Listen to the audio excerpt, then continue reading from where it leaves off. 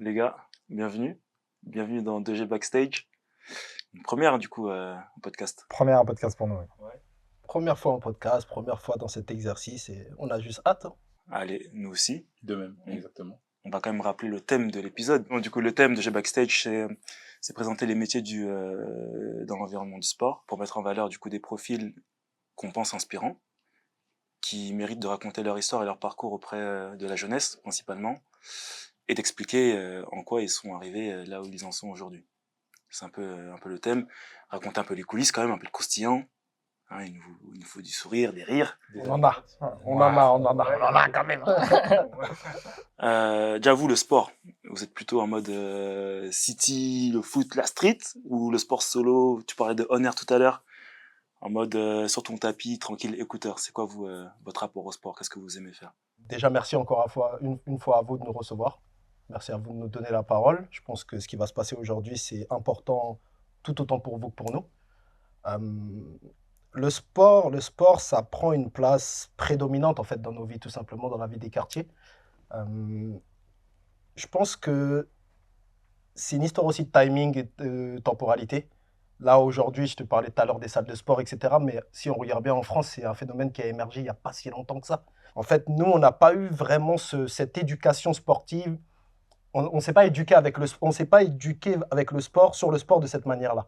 On a une éducation qui est différente, on a l'éducation du quartier. Donc, c'est quelque chose qui nous réunissait à la base. Avant, je me rappelle, à l'époque, on n'avait pas forcément besoin de s'appeler pour se voir, pour aller faire du sport. On savait qu'il y avait une heure qui était donnée. Tout le monde était au parc. Nous, c'était le parc. Et si tu venais au parc, tu savais qu'après, on finissait au stade. Que ce soit au City, que ce soit dans les plus grands stades, comme on a le stade du Vauchel. Donc, nous, le rapport au sport, c'est vraiment celui-ci. C'est celui de l'époque. C'est celui qui nous réunit. Même si tu n'étais pas forcément sportif en soi, tu étais là. En fait, ça avait un aspect aussi très social.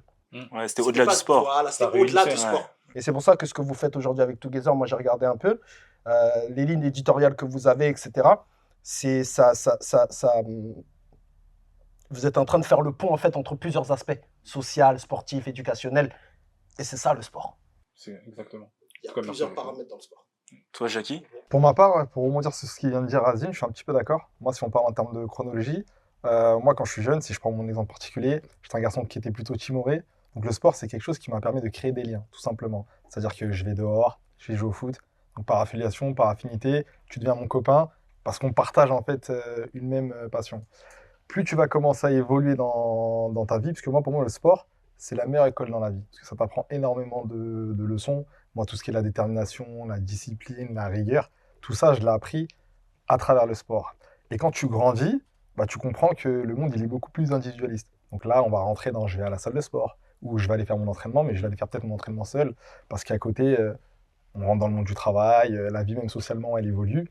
Donc le sport, pour moi, ouais, il a parlé de temporalité, c'est vraiment le mot pour moi qu'il faut mettre, c'est-à-dire qu'en fonction de la temporalité et de la chronologie, le sport, il évolue aussi, et ta façon de voir le sport, elle évolue. On est entré direct dans le vif du sujet en parlant sport, très violemment. Et il y a une chose qu'on a oublié de faire quand même, c'est de vous présenter accessoirement. Ça serait plutôt pas mal. Mais du coup, c'est pas grave, c'est l'occasion. Du coup, on a à gauche Asdine. Asdine, évidemment, on aura l'occasion de revenir sur chacun de vos parcours, mais pour faire simple, entrepreneur, avec une boîte qui fonctionne bien aujourd'hui sur l'Île-de-France, on va encore une fois y revenir, mais Sugarland. Et du coup, Jackie, un profil qui a connu le sport de haut niveau et qui aujourd'hui accompagne des profils de haut niveau, on va le dire comme ça, sur l'aspect conciergerie. Exactement. Entrepreneur également. Exactement. Ça va, on n'a pas fait d'erreur. Non, je l'aurais pas mieux fait. J'aurais juste rajouté mon nom de famille, c'est Asdine Adeleke. Adeleke. Jackie Loco. Si en quelques mots, tu peux quand même présenter Sugarland, qu'est-ce que c'est aujourd'hui?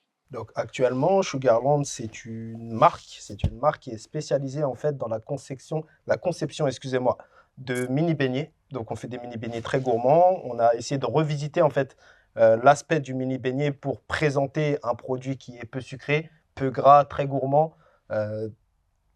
La politique principale de Sugarland, c'est le partage. Donc c'est pour ça aussi qu'on est parti sur l'aspect mini, parce qu'on a bien vu en fait que c'est un produit qui se partage très facilement. Et à travers Sugarland, c'est une expérience qui est en train de se passer. Donc, ce n'est pas simplement un produit qu'on propose, c'est une expérience à travers Sugarland. Et on est en train de remettre en place le service de livraison, donc du coup, qui va couvrir l'intégralité du Val-de-Marne dans un premier temps, et ensuite tout ce qui est frontalier après. On a vu que vous étiez pas mal suivi sur les réseaux. C'est une volonté d'être proche aussi d'une communauté qui vous suit, qui découvre un peu votre quotidien. C'est exactement ça. En fait, Sugarland, on n'a pas voulu se positionner, on n'a pas voulu mettre le focus sur le produit. Une fois que le produit, on savait qu'il était assez abouti, on s'est dit qu'on va aller commencer à travailler sur la marque. Parce qu'en fait, c'est ce qui va faire en sorte de réunir pas mal de gens autour du produit et de la marque en question. Une fois en fait que le produit il est bon, on sait qu'il est fait, on commence à travailler maintenant marketing, communication. Et à ce moment-là, en fait, tu te sens appartenir limite à un mouvement. Et Sugarland, nous, on a tendance à dire que c'est un mouvement au-delà d'être une simple marque. On a vraiment aujourd'hui, pour moi, on a fédéré une très grosse communauté qui ne fait que de grandir. Le beignet, finalement, c'est que le moyen. C'est qu'un moyen. Tout à l'heure, je te disais le process. Nous, on est vraiment beaucoup axé sur le process. Donc, si on doit passer pour Sugarland pour atteindre les... Pourquoi je suis là aujourd'hui? C'est ce que Jackie disait tout à l'heure. À travers ce que je développe, je me retrouve face à des personnes très intéressantes avec qui on peut échanger sur nos parcours de vie. Mais c'est parce qu'on développe Sugarland aujourd'hui. Jackie, K-Elite, est-ce que tu peux nous dire pareil 2 mots sur la structure? Ok, alors aujourd'hui, K-Elite, c'est ce qu'on appelle une conciergerie. Donc, c'est de la prestation de services de luxe. La conciergerie, en fait, c'est un principe hôtelier. Donc, c'est né des concierges. Aujourd'hui, on a créé ce qu'on appelle les conciergeries privées. Moi, en fait, je suis quelqu'un qui peut vous accompagner dans tous les détails. C'est-à-dire qu'aujourd'hui, si on veut faire du booking sur les hôtels, au niveau de l'organisation, la prestation de service de luxe, c'est vraiment ça. Moi, je fais du personal shopping, je peux vous trouver un chauffeur privé. Vous n'avez plus besoin, en fait, de vous soucier de tous ces détails-là, parce que moi, tout seul, en tout cas à K-Elite, via mon réseau, je peux me charger de chercher toutes ces rubriques-là pour vous. Pour vous, du coup, comment la banlieue, puisque c'est d'où vous êtes originaire, vous a influencé dans les garçons que vous êtes aujourd'hui? Jackie il a marqué un point sur le fait de bien préciser d'où on vient. C'est très important. Parce qu'en fait, on va parler aussi d'accessibilité à certaines infrastructures. On va parler de certaines initiatives qui ont été mises en place là où on a grandi et les conséquences que ça a eu derrière. Je vais essayer de structurer la pensée pour pas trop m'éloigner du sujet. Mais juste l'exemple qui me vient le plus en place comme ça, c'est par exemple la maison de quartier, donc la MJC. Nous, quand on a su qu'il y avait une MJC qui allait ouvrir dans notre quartier, on a été, je pense que c'était l'une des plus belles révélations qu'on a eues. Savoir qu'il allait avoir une maison de jeunesse où on allait pouvoir aller, et ça nous évitait en fait de rester dehors. Et juste avec ce petit élément-là, tu peux complètement changer de trajectoire. On s'en est pas forcément rendu compte sur le tard, mais avec du recul, quand je regarde, je dis oui, si on n'avait pas eu la MJC, peut-être qu'on aurait été dehors. Et ça peut changer le narratif en fait. Pour revenir sur la question, donc comment elle a été posée, comment la cité, le quartier, a influé sur l'homme que nous sommes aujourd'hui. On tient à toujours mettre le point sur le fait qu'on a grandi à Créteil, au Coteau du Sud, parce que c'est notre provenance. C'est là où on a fait nos pas, c'est là où on a fait notre jeunesse. Si je demande à quelqu'un qui a grandi par exemple en Afrique, qui est né et qui a grandi en Afrique, de me décrire en fait sa jeunesse, il va aborder tous les points, donc les points sociaux, personnels, le développement personnel, tout ce genre de choses-là, l'éducation, etc. qu'il a reçu. Nous, en fait, il faut savoir qu'on passait énormément de notre temps dehors. Donc, le quartier nous a pratiquement donné aussi une éducation. Donc, on a appris la détermination, comme il disait tout à l'heure, la résilience, à se défendre, à s'affirmer, savoir si on était les leaders, les suiveurs. Et en fait, tous ces paramètres-là ont fait que, aujourd'hui, assumé, on peut se permettre d'être fier de dire qu'on vient des Coteaux du Sud. En fait. Et juste en quoi le fait d'être dehors, ça t'a permis d'acquérir ces traits de caractère, la détermination. Si tu veux, à la maison, tu vas avoir ta famille nucléaire. Tu vas avoir des frères et sœurs, papa, maman, pour ceux qui ont grandi avec, etc. Quand tu vas sortir, tu vas être confronté, du coup, à la réalité du dehors. Et ce n'est pas forcément la réalité de ton foyer. C'est pour ça que parfois, on peut voir des mamans qui disent « Mais non, mais à la maison, il est comme ça. » Donc, on ne peut pas savoir que dehors... mais dehors, il est confronté... Tout à l'heure, excusez-moi, j'ai employé le mot, mais c'est la jungle. C'est une réalité, en fait, avec du recul. Tu te rends compte que tu peux grandir dans la jungle. Et dans la jungle, il y a des prédateurs, il y a des proies. Vous voyez ce que je veux dire? Donc, pour faire un peu le parallèle, dehors, il a fallu aussi être quelqu'un. En fait, parfois, c'était même malgré nous. Mais c'est dehors qui a exercé parfois une pression pour que tu te construises aussi un personnage. Et s'affirmer, surtout. Moi, je pense que si je dois choisir un mot, c'est l'affirmation. Et justement, du coup, pour faire le lien avec Jackie, tu as dit tout à l'heure que tu étais quelqu'un de timide, discret. Comment, du coup, à la lumière de ce que dit Asdin, l'environnement extérieur, le fait d'être dehors, t'a permis de t'affirmer, de te renforcer, d'être un peu moins timide aujourd'hui? Ou alors tu l'es toujours? En tout cas, ça sent pas. Hein. Tu nous as un peu moins timide. Je sais pas que je suis timide, mais. Non, mais c'est dommage que Sylvain est parti, parce que Sylvain, il aurait pu en témoigner. Mais moi, le parallèle que j'aimerais faire, j'ai une image, en fait, si vous voulez, comment je pourrais la construire, c'est que pour moi, il y a 3 types d'éducation. Donc la première, elle est maternelle, on va dire que c'est les parents, donc c'est la première éducation. La deuxième éducation, c'est l'école. Quand tu rentres à l'école, voilà, c'est le fait on va dire tout ce qui touche au scolaire. La troisième éducation, elle est sociale. Tout ce que tu vas apprendre dehors et le monde du travail. La chance qu'on a eue, par exemple, c'est que nous, on est issus peut-être de la première ou deuxième vague plutôt d'immigration. Nos parents sont nés en Afrique. Donc, ils sont arrivés ici en France avec beaucoup moins de bagages avec lesquels nous, on est nés, si je peux dire ça comme ça. Maintenant, le fait est, si je prends un exemple, l'éducation, c'est les fondations. Si tu as des fondations solides, qu'importe ce que tu peux faire, quand tu vas poser tes briques, tu vas réussir à mettre un tour. Moi, je vois les choses comme ça. Quand tu arrives à l'école, moi, je pense qu'il y a des choses qu'on oublie, c'est que l'école, pour moi, c'est... Il y a un certain type de violence silencieuse. Dans le sens où, pour moi, l'école, c'est pas quelque chose, surtout en France, c'est pas très adapté. Vous êtes beaucoup dans une même classe. Malheureusement, voilà. Mais après, on peut pas faire autrement. Je suis pas en train de... Voilà. Mais ce que je veux dire par là, c'est que quand on a quelqu'un comme moi, j'avais du mal à m'intégrer dans un groupe, par exemple. Donc, tu habites dans un quartier, souvent, voilà, il faut un peu pouvoir t'affirmer, etc. La chance que j'ai eue, moi, justement, c'est de pouvoir faire du sport, me dire, ah, je suis peut-être bon dans ce domaine-là. Ça commence aussi à te donner un petit peu confiance en toi. Donc, ouais, je pense que... De toi, sur le fait d'être dehors, c'est plus le fait de pratiquer le sport, du coup en extérieur, qui t'a ouvert, qui t'a renforcé, qui t'a donné un peu de confiance, c'est ça? En fait, le fait d'être dehors, faut trouver des choses à faire. Parce que et la réalité, elle est là. La fameuse MJC qui arrive. Clair. C'est clair. Ah, ça a Parce que changé. Aujourd'hui, nous, on a grandi. Enfin, en fait, nous, on est un petit peu le juste milieu. Moi, je suis en 95. J'ai grandi à l'époque des MP3. C'est-à-dire que nous, il n'y avait pas l'avènement encore des réseaux sociaux. C'est qu'il n'y avait pas TikTok. Ah oui, je rappelle des souvenirs. C'est-à-dire que nous, par exemple, moi, j'ai vu arriver la PlayStation 1. Tu vois.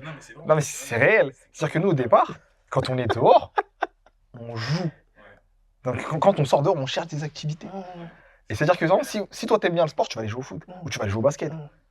Après, on connaît les MJC. Ah, il y a des micros là-bas. Après, on rentre dans le rap. En fait, la culture urbaine, elle est beaucoup basée dedans. Aujourd'hui, je trouve que c'est beaucoup plus difficile parce qu'on est sur le téléphone. Voilà, il y a TikTok, t'es sur ton PC, etc. Mais nous, quand t'es dehors, on cherchait des choses à faire. C'est ça. Et justement, aujourd'hui, si vous deviez parler à un jeune de 18 ans, par exemple, est-ce que vous lui recommanderiez d'être dehors, comme vous l'avez été? Ou bien le monde a changé dehors et il vaut mieux maintenant être à l'intérieur? Ah, mais il y a que des Je pense qu'il y a des choses que tu ne peux pas occulter. Récemment, j'ai entendu un discours qui allait dans ce sens-là, où il va falloir... Tu sais, j'aime beaucoup faire le parallèle entre... Moi, je ne sais pas pourquoi j'ai ça en tête, mais j'aime bien les documentaires animaliers. Donc, je regarde beaucoup ce qui se passe dans la faune et je regarde beaucoup ce qui se passe chez les êtres humains. Et en fait, pour moi, je vois toujours le lien entre les deux. Toujours, j'arrive à faire un parallèle. En fait, si tu veux, à un moment donné, il va falloir apprendre à ton fils à chasser. C'est comme ça. Parce que si toi, demain, tu n'es plus là, tu ne peux pas lui dire que tu vas devoir t'enfermer pour pouvoir exister. C'est impossible. Socialement, ce n'est pas possible. Il va devoir être confronté à des choses où, certes, on veut parfois nous couver, mais on doit nous laisser sortir. C'est comme ça. Et je vais être provoquant, mais du coup, là, tu parles d'un fils. Pour une fille, c'est comment? Pour une fille, je pense que c'est le même principe. Je pense que le fond est différent, la forme reste la même. Tu vas devoir t'adapter au monde, ma fille. Dehors, c'est méchant. Dehors, c'est méchant. Moi, je vais te donner les outils qui sont en ma possession pour que tu puisses te défendre le plus possible. Mais malheureusement, je ne vais pas toujours être là. Tu vas devoir t'affirmer. Le fait d'être dehors, je vais reprendre encore l'exemple de Sylvain, il faut trouver aussi des figures, entre guillemets, paternelles, ou justement quelqu'un qui, en fait, trouver de la masculinité, au fait. Parce que nous, on est élevés par nos mères, on a grandi avec nos mamans, avec des grandes dames, franchement, Des lionnes. waouh, des lionnes. Des lionnes. Waouh, des lionnes. Des reines. Franchement, ouais, justement, qui nous ont, justement, moi, je sais pas comment je pourrais dire ça, mais je sais que ma mère, quand je prends du recul, très tôt, elle m'a conditionné à être un homme. Toi, tu dois être un homme, tu dois être un garçon, tu dois être quelqu'un qui doit se débrouiller. T'es un homme. Mais quand j'étais jeune, je saisissais un peu, enfin, je saisis pas forcément tout ce qu'elle était en train de me dire. Du recul que tu comprends certaines phrases. Exactement. Aujourd'hui, tout ce qu'elle m'a dit, je percute. Je dis, ah, waouh. Je dis, waouh, elle avait de l'avance. Je dis, waouh. Elle savait déjà, elle savait. Et justement, du coup, là, on parle du rapport, on va dire, au mentor, pour faire simple. Soit une figure paternelle, soit une autre figure en dehors de la famille. Vous, en dehors de la famille, quelle a été la figure qui vous a permis voilà, d'enclencher le mouvement vers la réussite? Qui vous a marqué, ouais. Ouais. Qui vous a permis justement de step up. Moi, juste le point dans ta question que en fait, que je peux pas occulter, c'est que moi, ça vient de l'intérieur. C'est dans le nucléaire. C'est pas à l'extérieur. C'est la famille. C'est mon grand frère. C'est ton grand frère? C'est mon grand frère. Ok. Mon grand frère, j'ai toujours dit, et j'aurai toujours un immense respect pour lui, il a ouvert la voie, il m'a donné les outils, et il m'a dit, mon ami, à ton tour. C'est mon grand frère. C'était une figure. J'ai pas réussi à trouver une figure à l'extérieur. Là, immédiatement, quand tu me poses la question, j'ai pas une figure à l'extérieur de la famille nucléaire qui m'a inspiré, en tout cas en étant jeune. C'est mon grand frère. Tu l'as déjà dit? Mon grand frère? J'essaie de le dire tous les jours. T'essayes. Tous les jours. Non, quand je dis j'essaye, c'est un euphémisme. Je lui dis tous les jours. On essaie de pas forcément rentrer dans l'intime, mais c'est vrai qu'on est beaucoup à avoir grandi dans les familles monoparentales. À un moment donné, le papa, je ne sais pas pour quelle raison, je pense que ça aussi, c'est des analyses à faire, mais ça s'explique. Hein. Ça s'explique. Si on met à part l'aspect émotionnel, je pense que ça s'explique. Je pense que l'homme est constitué différemment et c'est ce qui fait qu'on peut retrouver ce genre de situation dans pas mal de foyers. Mais nous, on a grandi avec notre papa pendant un bon moment. Et à un moment donné, on s'est retrouvé confronté à la réalité qu'avec notre maman. Donc, elle a dû endosser les deux rôles, ce qui n'est pas du tout évident. Parce que demander à une femme d'apprendre à un enfant à être un homme, avec le temps, je ne pense pas que ce soit possible. Je ne pense pas que ce soit possible. Shaki, de ton côté? Est-ce que tu as une figure qui vient directement... Ouais, j'aime bien ce qu'il a dit. Mais moi, c'est drôle comment je vais vous expliquer ça. Parce qu'il a parlé de son grand frère. Moi, j'ai ma grande sœur. Ok. C'est waouh. On a eu l'info aussi, ouais. Ouais. Waouh. Ma grande sœur, c'est vraiment un exemple. C'est vraiment un exemple. C'est quelqu'un qui a toujours été derrière moi. Et en fait, c'est bête ce que je vais dire, mais souvent, par exemple, tu as un grand frère ou tu as un frère, tu as une sœur. C'est limite, soit c'est ton pote, ou en fait, tu saisis pas la notion de qu'est-ce que c'est être un grand frère, ou qu'est-ce que c'est être une grande sœur. À travers ma sœur, moi, j'ai un petit frère. Quand mon petit frère, parfois, il me regarde et me dit, mais pourquoi tu fais tout ça pour moi? Je dis, il y a quelqu'un qui l'a fait avant, tu vois, pour moi. Donc, c'est pour ça qu'aujourd'hui, je saisis ce que c'est d'être vraiment un grand frère, sans rentrer vraiment dans ton intimité ou essayer de te déranger parce que tu es une personne à part entière. Mais je sais que dans ta vie, je peux avoir un impact. Aujourd'hui, moi, j'essaie de te guider, en fait. C'est-à-dire que si ça, je sens que c'est pas bon, mec, attention, voilà. Et si je peux me permettre aussi de rebondir sur ce qu'il vient de dire, moi, par exemple, j'ai pas de petit frère. Et je ressens le besoin de transmettre, en fait. J'en ai besoin. C'est plus fort que moi. Des fois, je suis arrivé dans des confrontations avec moi-même où je me dis, mais pourquoi tu veux forcément véhiculer ce message, parler, essayer d'éduquer d'une manière ou d'une autre ou conseiller la jeunesse? Mais je sens que j'en ai besoin. Parce que moi, j'ai eu ce grand frère-là qui a fait ça pour moi. Donc derrière, et aujourd'hui, c'est pour ça qu'on participe justement à ce magnifique podcast, parce que quand vous parlez de la jeunesse, ça me touche automatiquement. C'est presque un réflexe. On en a besoin, on doit transmettre. Je pense que c'est le sens de la vie. C'est le futur. Je pense que c'est le sens de la vie. Et c'est carrément le futur. On voit notre futur en eux, en fait. Justement, puisqu'on parle des jeunes, et que le podcast est aussi là pour leur proposer des messages ou des conseils, quel message vous pourriez avoir pour un jeune qui cherche aussi Savoir. un mentor mentor. surtout? Ok. Parce que c'est pas forcément évident, on n'a pas tous des grands frères ou des grandes sœurs. ou alors on n'a pas forcément un lien proche, ça peut arriver. Comment faire, selon vous, dans ce cas-là? Moi, si je peux me permettre, j'avais réfléchi aussi à cette question. J'avais réfléchi à cette question et j'ai dit si on me demande un conseil, parce que normalement, il n'y en a pas qu'un. C'est plusieurs paramètres en fait qui rentrent en compte pour t'aider à naviguer en fait dans cette vie-là. Mais un conseil, quand je vois les générations qui arrivent, je leur dirais prenez le temps de vivre ce que vous faites. En fait, je me suis rendu compte que plus les années elles avancent, plus on a des arrivées technologiques. Comme on l'a dit aujourd'hui, la manière dont nous on avait l'habitude de se réunir, c'est pas la manière dont aujourd'hui eux se réunissent. Eux ont l'impression de se voir parce qu'ils sont eus à travers un écran. Donc en fait, dans leur processus, on n'a plus besoin d'aller jusqu'au bout puisque en fait on l'a déjà fait à travers l'écran. Donc ça annule certaines choses. Nous, on n'avait pas ça. Ce qui fait que sans cet outil-là, on était obligé de venir se voir pour se parler. Et avec le nombre d'informations qu'ils ont à la seconde, aujourd'hui, c'est même plus, on parle même plus de minutes, c'est à la seconde. Et il y en a de plus en plus, et il y en aura de plus en plus. On leur donne l'impression presque qu'ils ont vécu alors qu'ils n'ont rien vécu. Prenez le temps. Tout le monde ne va pas devenir athlète de haut niveau du jour au lendemain. Tout le monde ne va pas devenir riche du jour au lendemain. Tout le monde ne va pas devenir beau du jour au lendemain. Tout le monde ne va pas devenir intelligent du jour. Prenez le temps de vivre chaque chose. Vous avez le temps. C'est le processus le plus important. Ce n'est pas la finalité. Parce qu'après la finalité, il faut bien qu'il y ait quelque chose. Donc prenez le temps du processus. Et c'est pas évident en même temps, puisque tout Non, à l'heure c'est on parlait du fait d'être dehors. Dehors, les jeunes ils voient beaucoup de réussite ou beaucoup d'images qui semblent être de la réussite. Comment, quand t'es jeune, prendre du recul? Justement, j'aimerais rebondir sur ce que tu dis. Il y a un dicton qui dit si jeunesse savait, si vieillesse pouvait. Moi, le seul conseil que je pourrais donner, enfin le seul, pas le seul, mais pour moi, le conseil qui est primordial, c'est une chose toute simple, c'est la communication. Là, justement, tu es en train de parler de, aujourd'hui, on va regarder TikTok, ah mais lui, on dirait, c'est un influenceur, il fait de l'argent, il fait ci, il fait ça.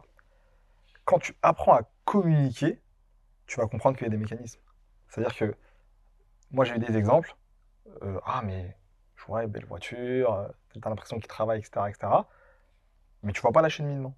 Tu te dis pas peut-être qu'à l'âge que toi tu avais, il n'était pas à ce niveau-là. Quand tu commences à communiquer, tu vas comprendre. Chaque chose en son temps. Tout le monde n'a pas la même trajectoire. Il y en a qui, tu peux avoir ton événement à 20 ans, tu peux l'avoir à 30, à 40 ans. Et surtout, vous êtes super bien placé pour le savoir parce que vous êtes parents. Quand ton enfant il communique avec toi, je pense que dès là où tu comprends que la communication c'est important, tu vas pouvoir avancer sereinement. Donc c'est vraiment le conseil que moi j'aurais.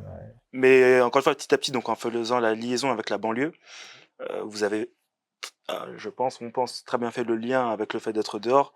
Dehors, du coup, pratiquer du sport, rencontrer du monde. Comment vous avez trouvé votre identité à travers le sport? Et d'ailleurs, quel sport? Pour ma part, comme pas mal d'enfants d'origine congolaise, j'ai commencé le sport par le judo. Donc le judo, c'est... ouais, mais... en fait, c'est un sport qui m'a été imposé.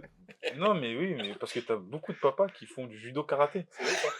C'est vrai, ça? Mais je suis sérieux, mais je le disais, enfin, on en parlait juste avant, toujours hors caméra, c'est dommage.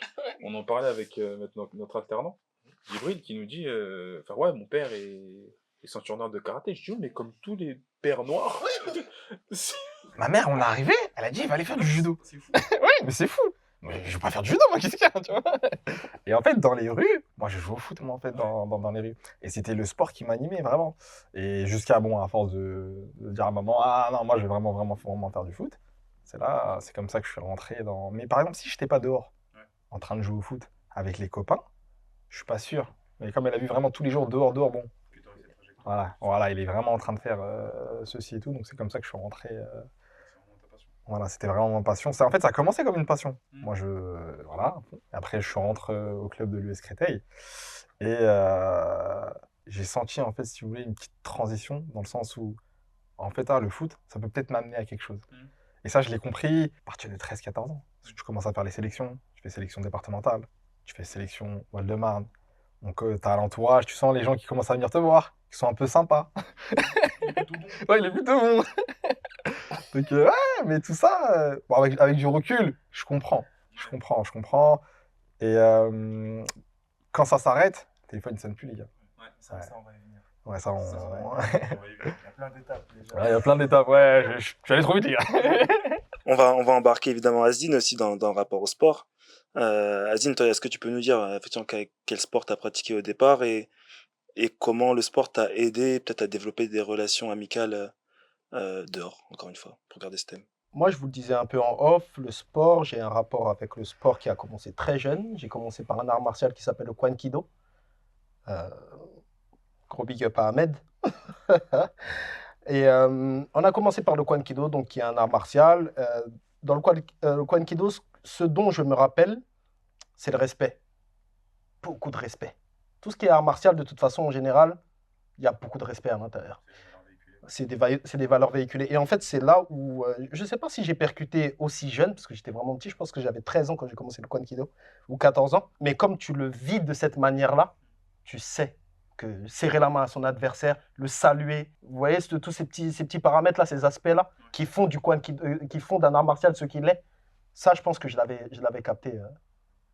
Et coupler ça avec l'éducation qu'on a reçue à la maison, il y avait toujours cette notion de respect qui revenait. Pardon, t'en avais besoin? Est-ce que tu avais besoin d'avoir un sport qui te cadre sur la valeur respect ou tu étais déjà sensible au respect en tant que tel? J'étais déjà sensible par rapport à l'éducation qu'on a reçue à domicile. Comme je vous ai dit, à domicile, nos parents sont venus avec des règles très précises.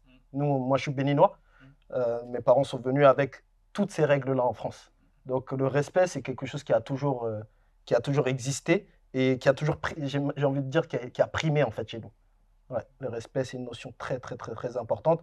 Et j'essaye justement de la véhiculer jusqu'à aujourd'hui et de ne jamais la lâcher en fait. C'est des choses qu'on doit continuer à faire perdurer. Donc la discipline était quelque chose de naturel. Discipline, exactement. C'est le deuxième aspect que j'allais aborder, la notion de discipline. Il faut arriver à l'heure. La ponctualité. Mais la ponctualité, tu ne vas pas l'utiliser que dans le sport. Tu dois arriver à l'heure au boulot. Quand ton papa, il te met, à son âme, mais il te met une heure à laquelle tu dois rentrer à l'heure. En fait, la notion de temporalité, timing, assiduité, il faut être assidu au sport. Et toutes ces notions-là, même si on ne les évoque pas, tu les vis en fait dans ta chair. Donc avec le temps, quand tu vas réussir à décrypter un peu l'algorithme, tu vas comprendre que oui, depuis petit, en fait, on vit avec ça. Donc ça, c'est la première des choses. Deuxième chose, après le Kwan Kido, c'était le football, donc, qui est le sport, je pense, le plus populaire, qui réunit beaucoup de gens divers et variés. Moi, je me souviens, avec le foot, le rapport qu'on avait, c'est que je n'aimais pas tant que ça le football.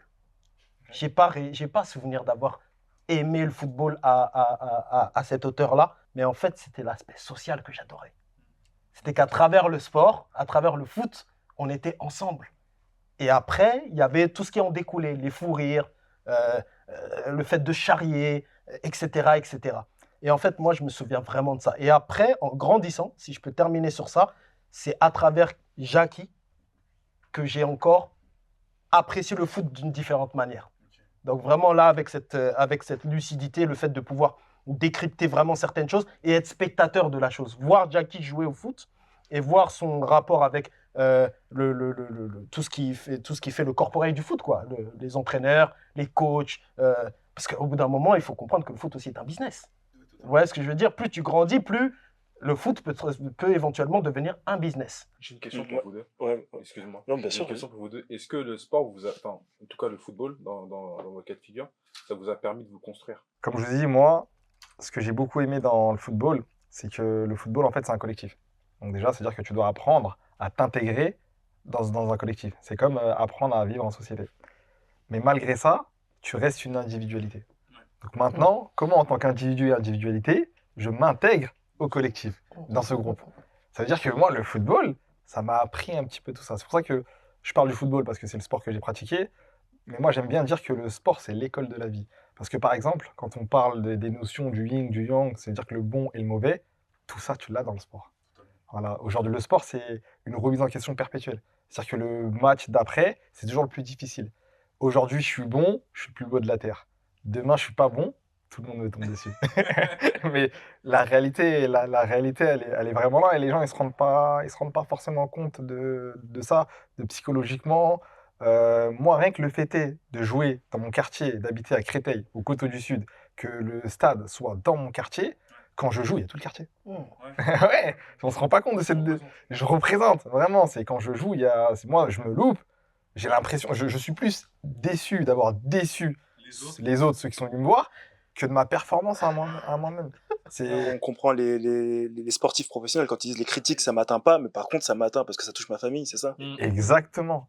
Moi, j'étais vraiment, quand je sortais du stade, j'étais déçu parce que je regardais les autres, waouh! Alors que moi, la première personne qui joue, c'est moi. Donc le premier à être déçu, c'est moi, les gars. Mais, ouais, c'est vrai que le sport, waouh. Ouais, Azine, j'aimerais juste revenir sur un propos que tu as dit sur la discipline et la rigueur à propos des arts martiaux. Est-ce que tu penses que les jeunes s'intéressent à ces aspects de rigueur et de discipline dans le MMA ou bien ils s'intéressent plutôt à l'aspect violent de ce sport? Je pense qu'ils n'ont pas le choix quand ils le pratiquent. Quand tu pratiques ce genre de discipline, le MMA, ça reste une discipline comme le Kwan Kido. Si tu n'es pas discipliné dans le MMA, tu vas le sentir. Le moment où tu vas lâcher ta corde, là, au moment où tu vas commencer à vaciller, tu vas le sentir. Donc, en fait, malgré toi, tu vas en subir les conséquences. Maintenant, d'un aspect extérieur, c'est vrai qu'il y a plus de show dans le MMA. Tu sens, c'est assez violent à regarder. Et tout à l'heure, on a parlé aussi de la temporalité. Il faut savoir qu'on est dans une époque où peut-être on est même encore plus prêt à accepter ce qu'on voit dans une cage. En fait, rien que la mise en scène, elle est violente. La cage, tu rentres dedans. Tout à l'heure, on parlait de la jungle. Tu rentres dans la cage. Qui va sortir? Et est-ce que les aspects de discipline et de rigueur, selon toi, sont suffisamment visibles à la lumière de ce que tu viens de dire? Le show, la cage, la violence. Non. Le parallèle que je peux faire, nous, c'est l'entrepreneuriat. L'entrepreneuriat, il y a ce qu'on appelle le travail de l'ombre. Le travail de l'ombre, ce n'est pas forcément le travail que tout le monde va voir. Quand ça va briller, quand aujourd'hui je vous ramène les beignets avec le packaging, vous ne savez pas tout ce que ça m'a pris comme travail pour faire du packaging. Juste à penser le packaging. Mais vous allez apprécier le beignet. Moi, c'est le cadeau que je peux vous donner. Je n'ai pas besoin de vous expliquer que je n'ai pas dormi pendant une semaine pour faire un beau packaging. C'est la même chose pour le MMA. Les gens veulent voir du show. Quand ils payent, quand ils viennent, quand ils regardent, ils allument leur télé, ils veulent du show. Discipline, rigueur, ce n'est pas leur problème. Mais s'ils le pratiquent, ils seront obligés de se mettre à jour. Petite question aussi pour Vincent, surtout pour toi, Jackie. Je dois aussi rappeler que tu as été pro. Comme parcours. Il n'y a pas de petit parcours, surtout dans le monde professionnel au niveau du football. Exactement. Comme tu as dit, monter en haut, et aller après, potentiellement peut-être la chute, la remise dans le vrai monde. Mais avant, que tu nous expliques comment tu t'es senti à ton arrivée du coup à Guingamp, si on a bien fait nos recherches. Comment ça s'est passé au début, comment tu t'es senti sur cette expérience professionnelle? Avant de commencer, j'aimerais vous donner une petite anecdote pour vous conditionner comment ça s'est passé. Quand je suis à Créteil, donc je fais les sélections Val-de-Marne, je fais les sélections de France, j'avais Bordeaux qui était intéressé, il y avait Guingamp. Je m'en souviens d'une phrase qu'a dit le directeur technique qui s'appelait Sébastien Lamont. Il dit à ma mère, il n'est pas prêt. Il n'est peut-être pas prêt à quitter son lit.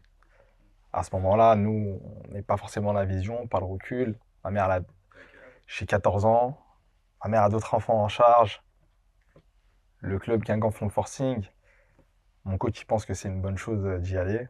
Moi aussi, j'ai envie d'y aller. Je vais à Guingamp. Quand j'arrive à Guingamp, première chose qui me choque, c'est la transition. Moi, j'étais un enfant du club à Créteil. J'étais habitué à avoir un management affectif. C'est les coachs qui sont derrière moi. Voilà, moi, je suis enfant du club. C'est-à-dire que moi, je suis habitué à tout ça. Je suis habitué. En plus, je vous dis, le stade, il est dans ma ville. Tout le monde me connaît. Je suis l'enfant du club, quoi. Il est dans mon quartier. Dans mon Il quartier. est dans mon quartier. Je suis capitaine. C'est franchement, en fait, on se rend pas compte de ces petits détails-là. Mais là, la violence, elle est que j'arrive en Bretagne. À Guingamp, dédicace à Sacha, tu vois. Donc... non, mais le choc, il est vraiment violent. C'est qu'à l'époque, moi, quand j'arrive, il y a tous les points de vue. Moi, quand j'arrive à Guingamp, à l'époque, le centre, il était à Pabu. Donc, il n'y avait pas encore le grand centre qu'ils ont fait à côté du Roux de Roux. Donc, nous, on arrive à Pabu. Le rapport même aux autres, il est différent. Je m'en souviens que quand je vais à la boulangerie, c'est un joueur de AG, on lui offre le pain. Oh. Moi, je sors de Créteil. Comment c'est le rapport on oublie, tu commences à toucher de l'argent quand même assez tôt. Le rapport aussi avec les filles. il est différent. Est-ce qu'elle te parle parce qu'elle est intéressée par toi ou elle se dit, voilà, est-ce qu'il y a un intérêt derrière? Donc en fait, on commence aussi à devenir un petit peu paranoïaque. Il y a le téléphone qui sonne.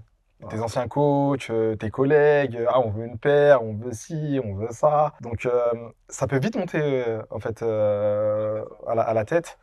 Et donc voilà, moi franchement, j'ai vécu ça vraiment comme un traumatisme.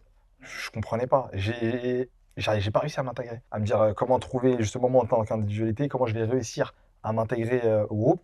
Là, on commence à monter, donc il y a de plus en plus de fortes personnalités. Déjà dans le vestiaire, il y a des choses qu'on ne voit pas forcément. Et il faut réussir en fait justement à s'imposer et à exister. Si tu n'es pas bien accompagné, tu vas avoir du mal. Moi, je sais qu'avec du recul, j'ai pas été suffisamment accompagné. Mais c'est pas des reproches. C'est dans le sens où, voilà, comme je vous ai dit, moi, je viens d'une famille un peu monoparentale.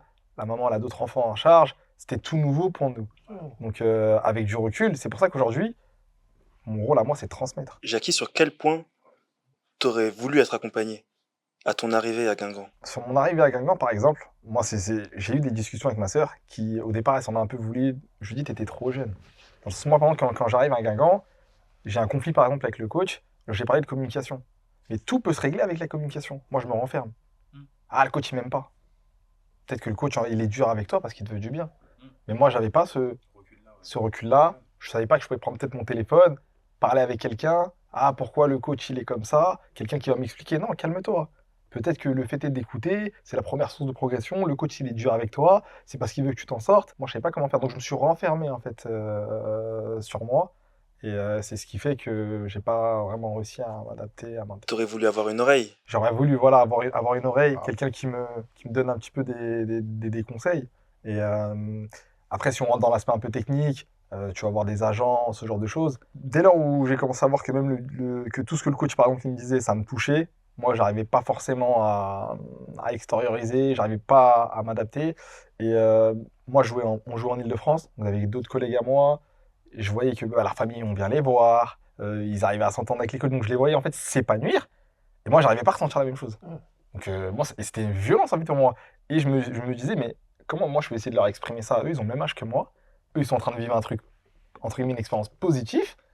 Et moi, c'est un petit peu tout l'inverse. Ensuite, il y a le retour à Créteil. Quand je rentre à Créteil, une fois de plus, je suis plus déçu par le regard que les gens vont avoir sur moi plutôt que moi-même. Du fait de ton retour à Du fait de mon retour à Créteil. Donc, quand je rentre au départ, je m'enferme.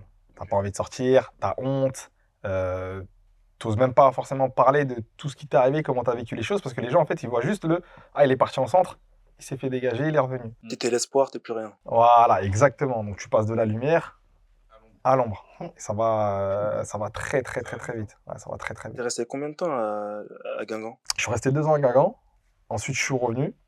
Et je reviens à Créteil. Donc, je reviens à Créteil. Par l'intermédiaire en plus de Sylvain, j'envoie un message au grand monsieur. Au lieu de rester à la maison, toi, ce que tu sais faire, c'est le foot. Donc, et la transition, moi, j'ai vu la transition de garçons qui sont sortis de centre. Tu repars pas forcément dans de bonnes choses. Donc, moi, je pense que mon cerveau, il avait besoin de trouver quelque chose. Et du coup, ça te parle, toi, de ce parcours-là, justement? Parce que toi, non, mais pourquoi tu rigoles? Non, mais c'est vrai, toi aussi, t'as fait centre. Moi, je pense fait centre, la difficulté, c'est pas ce que ça me parle, c'est comment je me limite en 1 heure avec vous quatre. Enfin, nous trois, avec vous trois, pardon. Mais Moi, tu sais que, sans te couper, excuse-moi, ma mère, souvent, elle dit, je remercierai toujours Guingamp, parce que pour moi, ils t'ont sauvé la vie. Parce qu'à 14 ans, je m'étais fait virer de mon collège, j'étais à Simone de Beauvoir à Créteil. Je suis passé au collège Pasteur. Et pareil, ils sont en phase de me virer.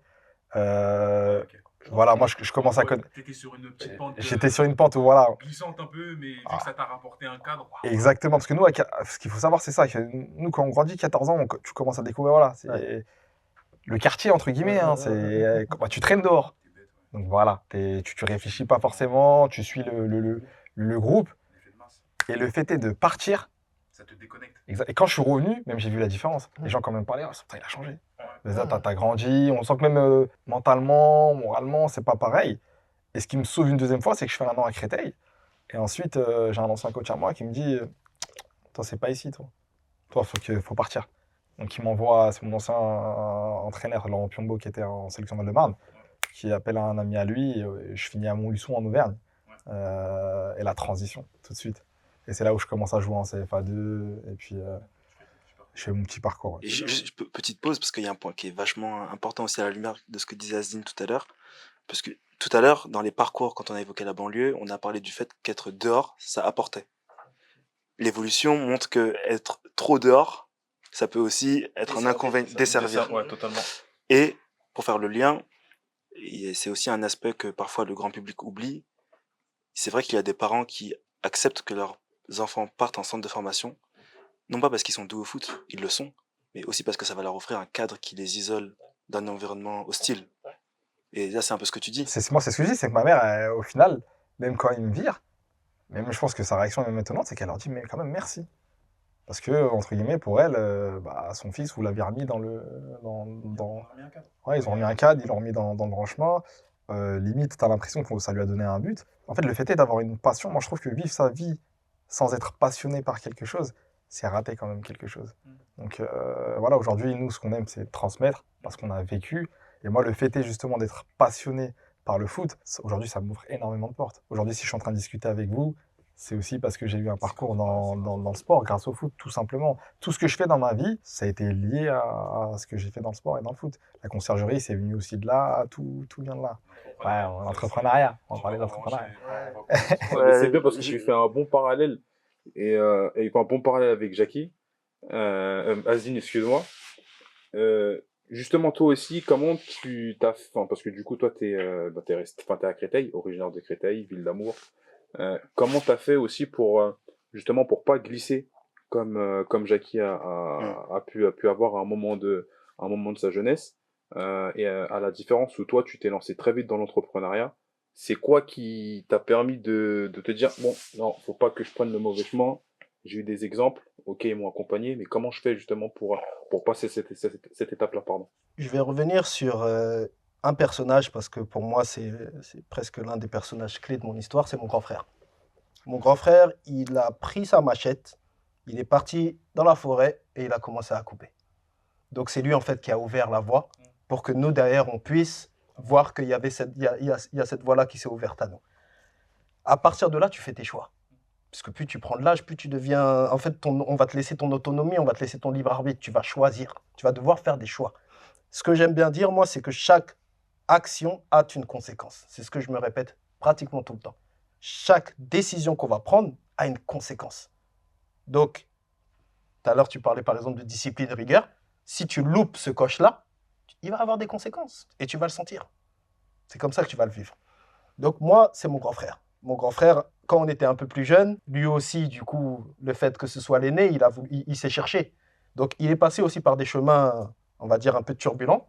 J'ai été turbulent aussi. Vous voyez ce que je veux dire? C'était mon premier exemple. Quand j'avais plus la figure paternelle, mon grand frère, c'était la locomotive. On était les wagons. Et donc, du coup, ton frère, lui, a commencé dans l'entrepreneuriat. Mon grand frère, il a commencé l'entrepreneuriat, je pense qu'il avait 16 ans. Il a commencé comment? Il a commencé sur les marchés, mon grand frère. Il a commencé à aller faire de la vente sur les marchés. À 16 ans, il avait un ami, du coup, un ami Yanis, tunisien. Donc, eux, en fait, le commerce chez eux, c'est presque de la transmission. Vous voyez ce que je veux dire? Donc, mon frère, il était très ami avec cette personne. Il est toujours, c'est toujours d'actualité. Et il a commencé à le suivre sur les marchés. Donc, en fait, moi, je pouvais voir mon frère partir le matin. Je me réveille et on me dit, mon frère, Kamel, il est parti. Il revient le soir. Il me dit, Asdine, aujourd'hui, on a fait 0 €. On était toute la journée sur le marché. C'est la réalité du terrain. Parce que nous, avant, on n'appelait pas ça l'entrepreneuriat. C'est maintenant qu'on a ce mot-là, on l'emploie. Mais nous, on n'appelait pas ça comme ça. Nous, c'était de la débrouille. Il faut aller gagner son argent. On est en banlieue. Tu dois aller gagner tes sous. Ah, il y a 2 issues, mon ami. Tu vas faire comme ceux qui sont dehors ou pas? Ou tu vas prendre une autre voie? On a choisi une autre voie. Mais c'est vrai que tu dis un vrai truc. On n'appelait pas ça l'entrepreneuriat. Mais c'était la même chose. On appelait ça la débrouille, tout ce que tu veux, mais on mettait pas ce beau mot marketing, entrepreneuriat. Jusqu'à aujourd'hui, j'arrive pas à l'employer, moi. C'est pas un mot qui me, j'ai pas l'impression que ce soit un mot qui me correspond. C'est pas un mot qui correspond, qui parle effectivement, mais c'est ça de l'entrepreneuriat. Oui. T'investis ton temps, ton énergie, effectivement, à la fin, t'as 0 €. Mais le fruit que tu vas générer, ça va arriver bien plus tard. Parce que par exemple, ton frère, il a galéré, il sait ce qu'il faut pas reproduire, il sait comment vendre. et derrière, il te l'a diffusé à toi, et toi, ça t'a permis justement à te faire ton business et à te commencer, du coup, à faire ta marque, Sugar Island. Je suis complètement d'accord. Moi, ce qui est important, c'est que je donne très souvent deux avis. Un avis objectif, un avis subjectif. Objectivement, l'entrepreneuriat, il faut utiliser ce mot. Ouais. Parce qu'en fait, les générations à venir, elles sont familières en fait avec ce mot-là. Elles vont le comprendre. Quand on va dire tu entreprends, ils vont comprendre ce que ça veut dire. Tu vas leur dire aujourd'hui, débrouille-toi. C'est peut-être même perçu de manière péjorative. Totalement. Vous voyez ce que je veux dire? Est-ce qu'elles vont comprendre au sens tu vas faire de l'argent ou tu vas devoir travailler? Ça, je pense que ça, c'est le gros titre, l'entrepreneuriat. Et ensuite, il y a des sous-titres. Et là, quand on rentre dans le cœur du sujet, on peut expliquer que, oui, dans l'entrepreneuriat, ça ne veut pas forcément dire qu'à la fin, il y a un gain. Totalement. En tout cas, financier. Parce que quand on dit des systèmes D, quand on disait par exemple système D ou débrouille, Ouais, bon, on parlait pas de tu vas faire de l'argent. Nous, on parlait comme ça. C'était vraiment pas lié à l'argent, ce qu'on faisait. Quand il allait sur un marché, il ne savait pas s'il allait gagner de l'argent. Parce que vendre ne veut pas dire gagner de l'argent. Aujourd'hui, on n'est plus assis et conscient pour pouvoir le transmettre. Mais avant, quand tu dis que tu vas faire de la vente, ça ne veut pas dire que tu vas gagner de l'argent. Aujourd'hui, quand on dit tu vas être entrepreneur, on dit tu vas faire de l'argent. On dit pas tu vas faire de la débrouille. Automatiquement, oui. Alors qu'en fait, tu commences par faire de la débrouille. C'est vrai. Je pense que c'est ce que je te disais tout à l'heure, parce que en fait, nous, on est arrivé à un stade de nos vies où les mots ont une consonance. On sait de quoi on parle. C'est plus facile pour nous de mettre une définition sur un mot. Vous voyez ce que je veux dire? Mais quand on était un peu plus jeune, on parlait plus de la définition, mais on ne comprenait pas le mot qu'il y avait derrière. Donc, quand par exemple tu parlais tout à l'heure, encore une fois, je reviens parce que ton exemple il est bon, rigueur, discipline, quand tu vas le vivre, tu vas comprendre que tu vas être obligé. Tu ne peux pas en fait le dissocier de ce que tu fais. Tu vois ce que je veux dire? Donc l'entrepreneuriat, c'est pareil. Tu vas rentrer dedans c'est presque une... tu vas comprendre que être entrepreneur, ça ne veut pas dire forcément gagner de l'argent. Tu vas comprendre, mon ami. Dur, ouais. Quand tu vas mettre les mains dans le cambouis, tu vas commencer à faire face à la réalité. Tu vas comprendre que être entrepreneur, ça ne veut pas forcément dire gagner de l'argent. Par contre, là où je veux en venir, aujourd'hui, quand j'entends le mot entrepreneuriat dans le discours, en tout cas de la jeunesse, ils en parlent comme une alternative au format qui leur a été imposé, qui est le format du salariat. C'est pour ça qu'en fait, moi, je comprends pourquoi il faut l'utiliser ce mot, parce qu'en fait, ils le comprennent du sens à « Non, il n'y a pas que le salariat dans la vie, tu peux entreprendre. C'est une autre voie. » Maintenant, ce que ça incombe, c'est comme dans le salariat, il y a des paramètres. Oui, il y a des paramètres. Quand tu vas rentrer dedans, tu vas t'y confronter. Comme on dit, tu vas lire l'heure. Tu vas lire l'heure, mon ami. Totalement. Tu vas lire l'heure. Parce que quand tu vas apprendre dans une... ça, c'est un peu des moyennes, mais on va te dire que quand tu vas entreprendre, tu vas peut-être commencer à gagner ton premier salaire au bout de 3 ans, et ton salaire, c'est même pas un salaire que tu vas aller... c'est peut-être moins que le SMIC. Hein. C'est peut-être la moitié. C'est peut-être juste ce dont tu as besoin pour couvrir les frais du quotidien. Après, bénéfice, c'est encore autre chose. Oui, c'est ça. On va pas rentrer dans cette... Tu comprends, non? C'est exactement ça. Mais en fait, moi, c'est ça qu'on essaye de faire. Même quand on parle de entre guillemets, prévention, on prévient avant de guérir. Parce que mon ami, là où tu vas mettre les pieds, ça a l'air beau de l'extérieur. À l'intérieur, c'est comme dans tout. Il y a du beau, il y a du mauvais. Ouais, j'ai deux questions, une pour Wendy, Ouais, dis-moi. une pour Jackie. Wendy, toi, l'entrepreneuriat, et le système D, pour lier les deux, tu connais bien. Ouais. Par quelle étape tu as dû passer pour te considérer entrepreneur aujourd'hui? Je me considère pas entrepreneur. Toujours pas. Non, toujours pas. Parce que t'es un menteur, mais... Non, potentiellement, peut-être, effectivement. Tu vois, peut-être que c'est une casquette et un rôle que j'assume pas. Il y a ce phénomène-là qui est en train je pense, prendre de plus en plus d'ampleur, et c'est en parallèle avec les réseaux sociaux, où en fait, dès qu'on a imaginé qui on voulait être, c'est comme si on était déjà cette personne-là. Alors qu'on n'a même pas encore fait les étapes pour y arriver. C'est pour ça que nous, on a appris à faire d'abord, embrasser toutes les étapes, et quand on va arriver, oui, tu pourras dire que tu es président ou CEO, c'est pas... Alors, ouais, moi personnellement, je trouve qu'on n'est pas construit pareil. Tout le monde n'est pas construit pareil, donc ça me dérange pas forcément. C'est-à-dire qu'il y a peut-être des gens, comme il dit, ils se disent, bon, moi j'ai besoin d'abord de montrer que je suis cette personne et je vais le devenir. Moi, ça me dérange pas du tout, il n'y a pas de problème. Par contre, le point sur lequel j'aimerais revenir, et je ne sais pas si on l'a évoqué, c'est que pour moi, il faut d'abord faire une introspection sur nous-mêmes. C'est-à-dire que l'entrepreneuriat, c'est pas fait pour tout le monde. Totalement. Et ça, c'est vraiment quelque chose qu'il faut comprendre. Est-ce que moi, parce que je sais qu'il y a des gens, ils vont préférer, entre guillemets, le type de salariat. On va me donner des ordres, on va me faire ci, on va faire ça. Parce qu'une fois que je suis libre, je ne sais pas m'organiser. Et ça, en fait, il faut le reconnaître. Donc déjà, apprends à te connaître, sais comment toi tu es, ensuite tu vas savoir ce qui est fait pour toi. Totalement. Deuxième point que je voulais évoquer aussi, c'est qu'il ne faut pas avoir peur de l'échec. Ça fait partie du Ça fait partie du processus. C'est même nécessaire. C'est même nécessaire. Il faut que tu te trompes, il faut que tu te loupes. Moi, dans ma vie, le rapport à l'échec, il est très lucide et c'est quelque chose que j'aime bien. Hmm. J'ai pas peur de l'échec, j'ai pas peur Ça d'échouer. permet d'apprendre. Ça me permet d'apprendre. Parce que je sais qu'à chaque fois que j'ai échoué, j'ai appris. Comme j'aime bien le dire, c'est que dans la victoire, on n'apprend pas beaucoup dans la joie. C'est dans l'erreur qu'on apprend. L'expérience, souvent, c'est un mot qu'on associe à quelque chose de positif. Pour moi, c'est positif, mais ça a aussi une tendance dans le sens où quand tu as de l'expérience, c'est que tu as appris, c'est que tu as fait des erreurs. Donc avoir de l'expérience, c'est savoir. Donc ouais, c'est ça que je voulais revenir aussi. Les profils avec qui tu travailles aujourd'hui, c'est des profils qui ont, comment dire, leur renommée. Comment tu arrives à garder la confidentialité justement de leur activité J'ai pas besoin de mettre en avant, entre guillemets, tout ce que je fais, justement, parce qu'il y a certaines personnes qui ont besoin de garder leur confidentialité, etc. Et moi, ça fonctionne beaucoup avec le bouche-oreille. C'est-à-dire que si je travaille bien, tu vas forcément me recommander un partenaire à toi. Après, la clientèle que j'ai, bah forcément, elle a commencé par être sportive, parce que j'ai évolué dans le milieu du sport. Et après, aujourd'hui, ça peut varier avec des hommes d'affaires, des hommes politiques, des personnes, entre guillemets, des entrepreneurs. Parce que je travaille aussi beaucoup avec des entrepreneurs, finalement. Et je me considère même pas comme eux, c'est ça qui est drôle. C'est ça qui est fou. Donc voilà comment se construit un peu ma clientèle. C'est intéressant parce qu'en fait, c'est deux stratégies de marque clairement différentes. Une où il y a une exposition, Ouais. une autre où il n'y en a pas du tout. T'es plus dans l'ombre. Mais avec toujours la même finalité que, je suis désolé, mais quand on voit ce beau packaging, on va quand même le montrer quand même. Hein, hop, je mets à la place de ma tête, c'est plus joli. Ben, ça fonctionne. Ouais. C'est réussi quand même. Bravo quand même les gars. Merci. On approche effectivement tout doucement de la fin. Ouais, Juste- Vas-y, je t'en prie. Ouais, juste un petit mot sur Together quand même. J'aurais pas à la lumière de ce qu'a dit Jackie tout à l'heure, ça m'a fait tilt. Et en fait, ça recoupe tout ce qu'on se dit là depuis l'heure qu'on passe. Quand t'as dit, il faut savoir se connaître avant de vouloir faire quelque chose, Faire une introspective. de faire une introspection. C'est clairement le message qu'on a, Wendy, avec Together. Totalement. Est-ce que tu peux en dire un mot? Comment on accompagne aussi les jeunes à mieux savoir qui ils sont pour mieux les accompagner? Dans ta question, tu le dis, c'est qu'on leur apprend à mieux se connaître soi-même, à s'écouter. C'est le mot qu'on qu'on martèle matin, midi et soir avec eux, qui apprennent à s'écouter eux-mêmes, à écouter les autres, pour tout simplement level up, continuer à progresser, avancer et se créer du réseau.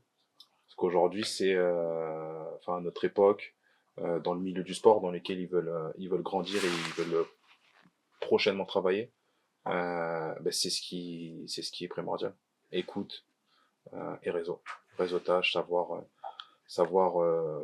être en capacité de parler avec tout le monde, de faire le lien justement avec X ou Y personnes pour potentiellement, pourquoi pas, se créer une opportunité ou saisir une opportunité. Messieurs les entrepreneurs, puisque vous avez du mal à le dire, mais je vais le dire pour vous. Tu es toi aussi un entrepreneur, hein. Non, oui, mais en l'occurrence, je parle à nos invités. Effectivement, c'est vrai. Si vous aviez un conseil pour un jeune qui souhaite être entrepreneur, ce serait lequel? Exécuter. Ok.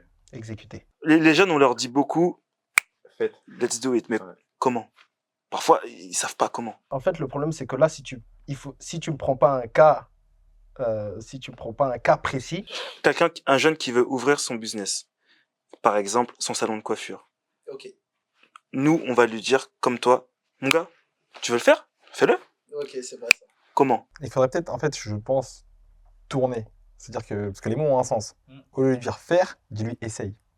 C'est peut-être psychologiquement déjà, c'est pas pareil. Essaye. Maintenant, une fois que tu essayes, normalement, tu dois y arriver. Après, si tu n'y arrives pas, c'est pas une finalité. L'échec, ça fait partie du processus. Mais je pense que juste le fait est de lui dire essaye, psychologiquement, c'est comme moi, je suis en train de jouer au foot. Le coach, il me dit, par exemple, mets le coup franc. Ouais. Ah non, comment un coach me dit mets le coup franc? Essaye. Ouais, ok.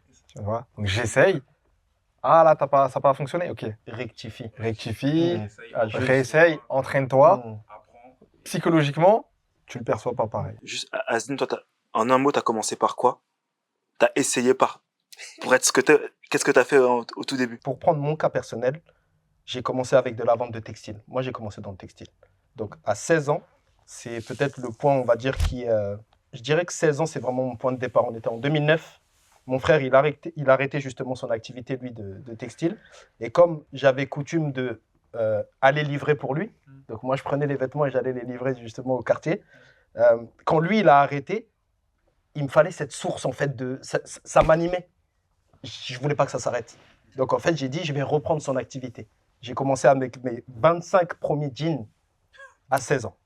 C'est comme ça que j'ai commencé. J'ai acheté mes 25 premiers jeans et je suis parti commencer à dire dans la rue que je vendais des jeans. Donc ça s'appelle pas exécute, mais essaye. Et ben il a dit voilà, mais il a tout dit. Ok. Il a dit comment il a essayé et comment il a essayé. Ok. T'as 25 jeans que t'as vendus dans la rue. Et toi, du coup, Jacques? Jackie, t'as le mode d'emploi là. Comment c'est quoi ton conseil du coup? Comment je pourrais dire ça?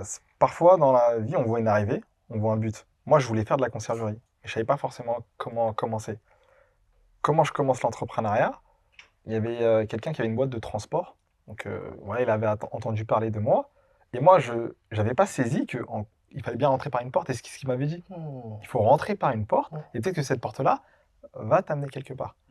Et le fait d'être rentré justement dans le transport, bah, c'est là où j'ai pu approcher par exemple les footballeurs, commencer par proposer justement ce service de chauffeur privé. Pour après, derrière, on a commencé à développer le personnel shopping, les hôtels, etc. Mais il me fallait en fait une première porte d'entrée. J'ai une petite citation, parce que vous avez vu, j'aime bien donner Ouais, j'aime bien donner des citations. Il y a une citation qui dit « Un voyage de milieu commence toujours par un premier pas ». Voilà, donc moi j'avais vu la finalité qui était la conciergerie, mais le premier pas, je ne le savais pas. Et le premier pas a été le transport. Voilà. Très rapidement, on revient sur l'exemple de quelqu'un qui voudrait ouvrir son barbeur, du coup. Rentre d'abord dans un salon de coiffure, travaille et vois comment ça se passe de l'intérieur. Si je devais donner un conseil à un petit jeune qui vient me dire « Asdine, j'ai envie d'ouvrir mon salon de coiffure », commence à aller rentrer dans un salon de coiffure, forme-toi là-bas, vois comment ça se passe à l'intérieur. Ensuite, tu sortiras, tu auras tous les outils pour... Forme-toi. Forme-toi. Et en plus, je sais qu'ici, vous faites de la formation, donc forme-toi. Un grand merci les gars. Franchement. À la prochaine. À la prochaine, yes.